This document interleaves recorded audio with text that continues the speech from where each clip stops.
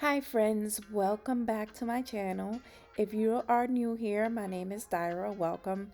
Okay, so this is my client who I previously did a video on before she had red hair and I turned her blonde, and I'll link that video so that you guys can watch that if you haven't already done so. So she is a licensed cosmetologist as well.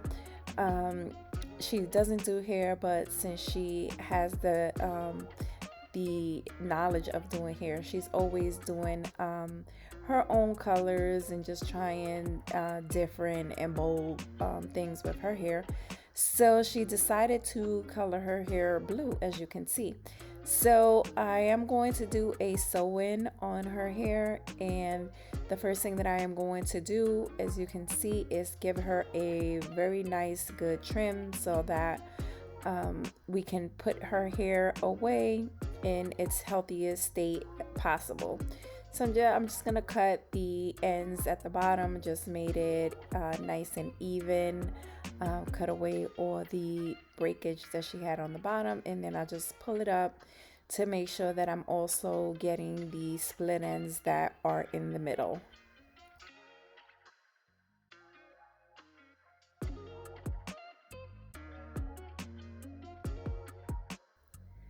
So now I'm going to braid her hair down so that I can sew her extensions on. So I normally do two different patterns. I'll do this where I have the two anchor braids surrounding the hair that I'm leaving out, and then some hair going straight back into um, to the back of her hair, to the back of her head. And then I just braid the ends of each individual braid back into the following braid, just so that I only have a little bit of hair, one end of a braid left when I'm done. So I also do add some braiding hair, especially around the perimeter, because those are the ones that's doing a lot of work with supporting the extensions. So I want to make sure that that hair is able to support all the thread and the bundles without having any breakage or ripping out of her head or anything like that. I always want to do things taking the client's hair health into consideration. I also don't add any netting to my sew-ins unless my client requests it. And the reason why is because scalp health is very important. So it's important to me, and it should be important to the client, to make sure that you get to your scalp with every single sew-in. You want to make sure that you're able to cleanse your scalp.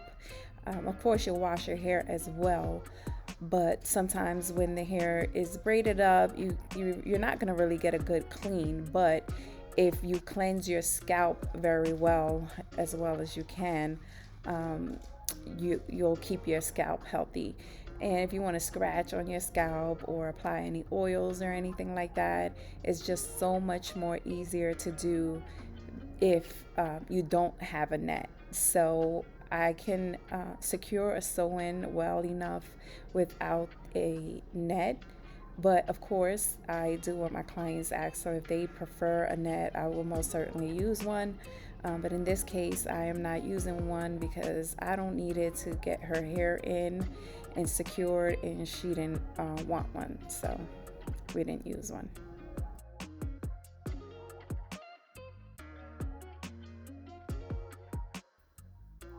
So after I have her all braided up, I am using my Love and Health Nightcap Oil.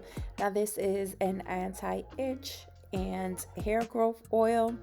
So it's good to apply when the hair is braided up to make sure that her scalp stays moisturized, and also to give it hair growth benefits while she has this sewing in her head.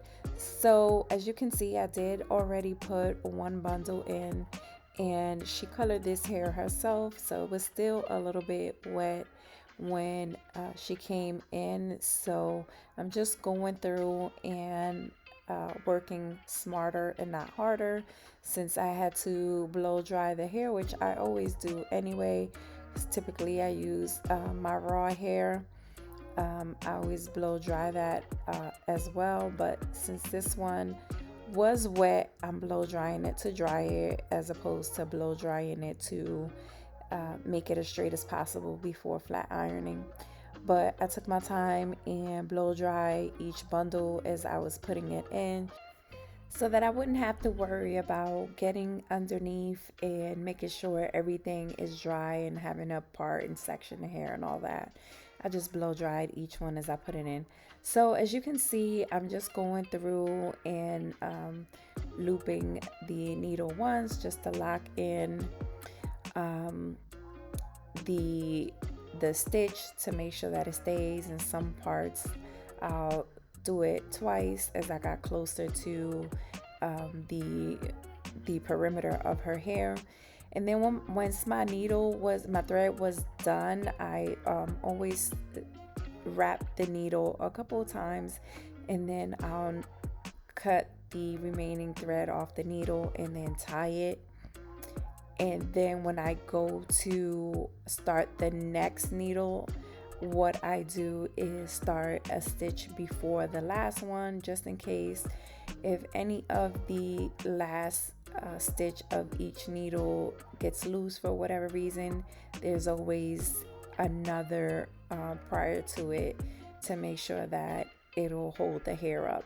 I've never had any problems with any of my sew-ins of people finding their hair getting loose. If anything, it's the opposite. People try to keep it in for too long because it's still holding on well. So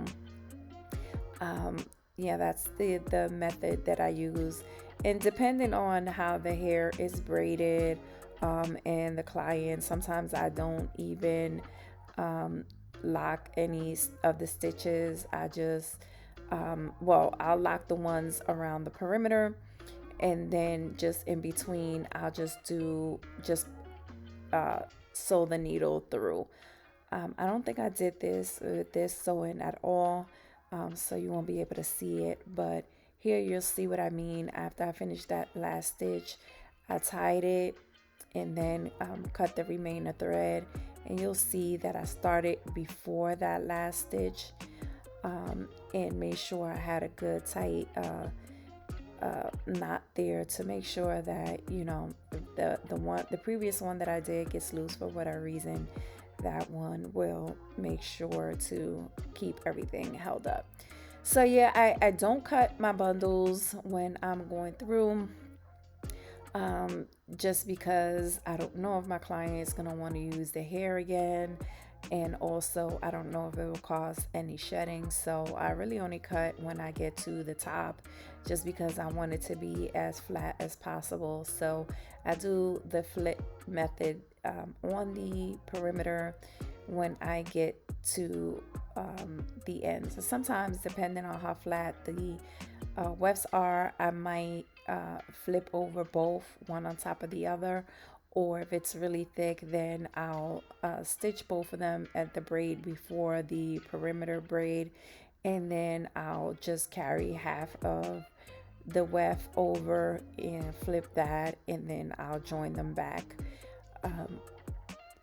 at the second braid, just to make sure everything's nice and tight. And if I do another sew-in video, then I'll show that as well. I just didn't really think about it when I recorded this video. I just was recording myself doing it. But next time I'll get it a little bit closer so that you guys can see what I'm actually doing.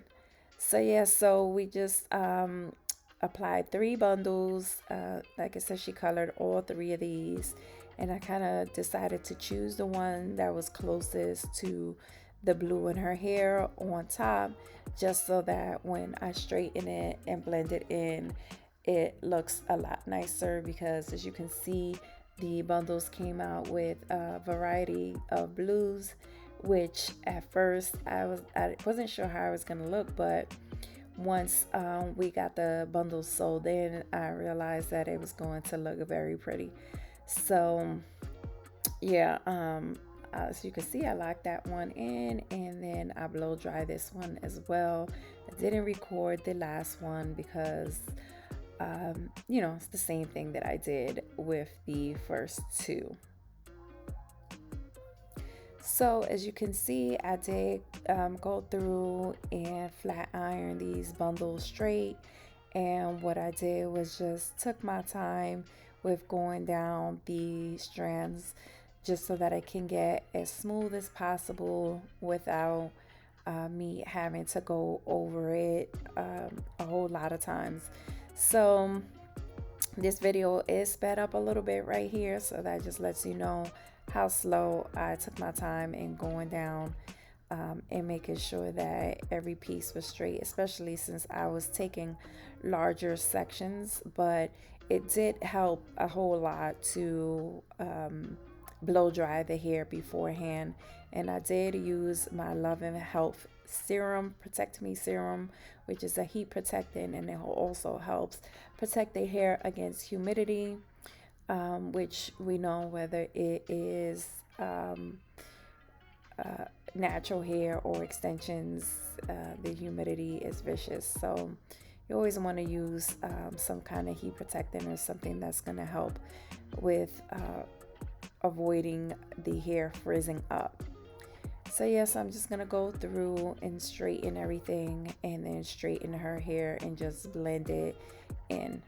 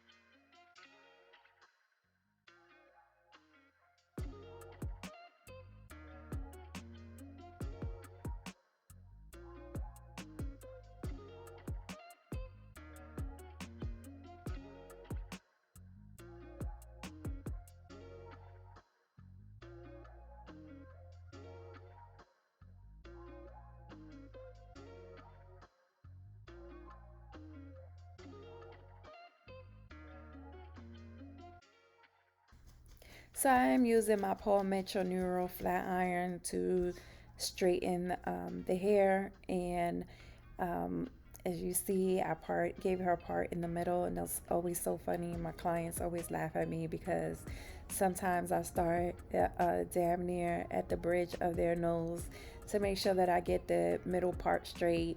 I don't know, or maybe I have a problem with equilibrium, but it always seems like I could never get that middle part straight. And when somebody asks for a middle part, I'm trying to make sure I give them an exact middle part. So I am using a hair wax, and that one I had got from Amazon. I usually use a carrot care stick, but I had that one, so I was like, I bought it, I'm gonna use it, and it works well. So I did apply it, and I think I did link it in my Amazon store if you guys are interested. But I applied that on, and then I just used my electric flat iron to straighten up her edges. And then I am using my Love and Health edge control, and that's going to get her edges smoothed out and stop them from frizzing up with any humidity or moisture. And the thing that I love most about my edge control is that it does not flake up, it does not leave a heavy buildup or residue. You can use it, it'll hold your edges, and the next day it won't feel caked up or build up, and it won't be flaky or white or anything like that. It really is great, and I'm not being biased because it's my brand. But it works well. And then, of course, some of my Seal the Deal Shine Spray, and she's ready to go. I love how this turned out. Her hair blended into it well, as you can see. The color match well. It's nice and flat. It's not lumpy or bumpy. It looks so natural and I love it. So yeah, guys, let me know what you think in the comments down below.